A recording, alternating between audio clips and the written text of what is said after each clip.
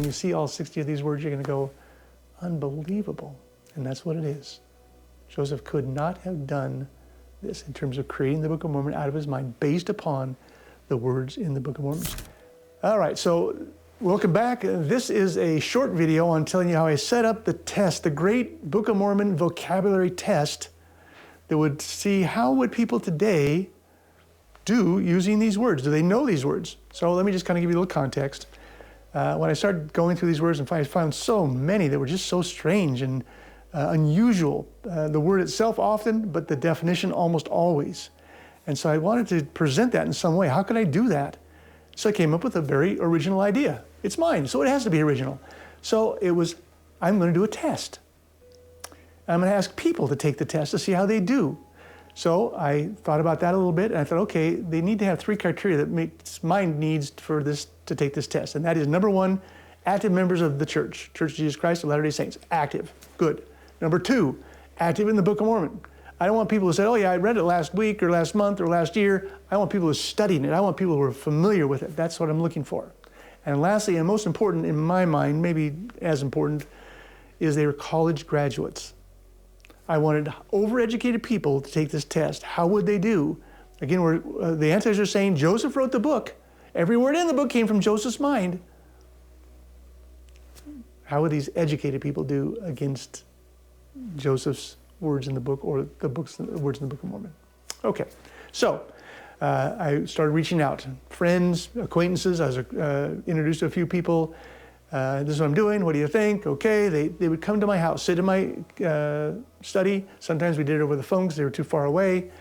But they would sit down and I'd say, here's the test. I'm going to show you the word, or I'll tell you the word. You're going to spell it first of all. We're going to see if you can spell it right, and we'll take action on that. Number 2, we're going to define the word. I'm not going to tell you where it's at, no context. Joseph didn't have the context, so you're just going to say, I think the definition in the Book of Mormon would have been. And so that's the lay of the land. And so it was amazing. And I have BSs and BAs up to PhDs and all in between. Now, I will tell you the PhD, the one PhD that I have, he went to school to become a PhD, which is 20 years. He taught for 30 years at a university, so 50 years of information in his head. And he views himself as a man of the word. He likes the American vocabulary. He did the best, but his best was he got 93% of the words spelled right and only 90% of the words defined right, which is, he was an outlier. He was really, really good. But 50 years versus 3 to 7 years of medium education for Joseph Smith. Nobody else got close to him. Again, the averages were, of all these 30 people, 77% of the words were spelled right, 77%. So he was 90, I had sometimes as low as 30%. And of the definition, now that's the killer, and that's what I'm going to really focus on as I go through these words. 33% of the words were defined right by this august group of 30 college graduated people. 33%. That's the hard part. Coming up with a word, Joseph may have heard, a word, this word, that word somewhere, but to stick it in one time, again, all these words, these 60 words only used once in the Book of Mormon, to stick it in and have it fit perfectly. Again, you think of odds.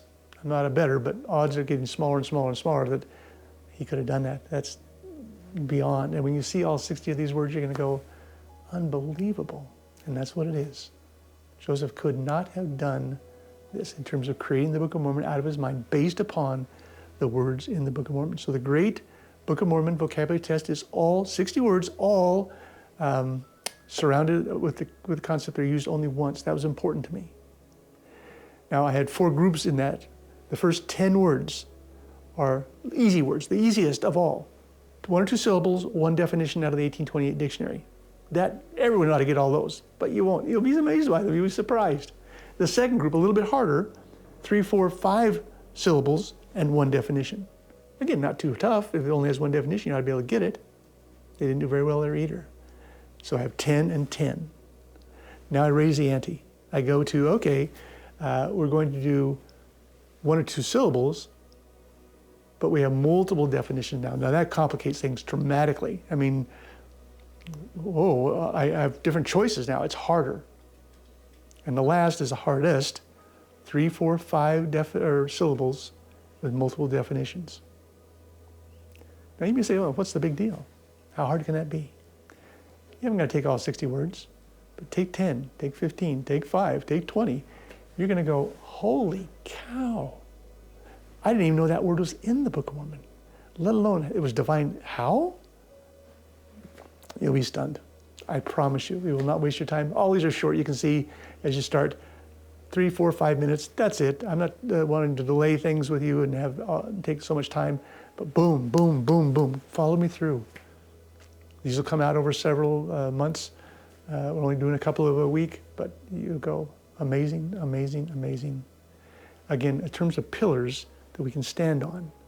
If we aren't sure the Book of Mormon is true by the Spirit telling us so, 57 days is absolutely a pillar. Joseph's lack of education is absolutely a pillar. The words in the Book of Mormon are one of the best because they are black and white. They were there the day that book was published in March 26th of 1830. Every word that I'm having was in that book. I've gone back and checked to make sure no one changed anything. And you try it. You see how you do. And you'll see Joseph was not the author of the Book of Mormon. He was a translator.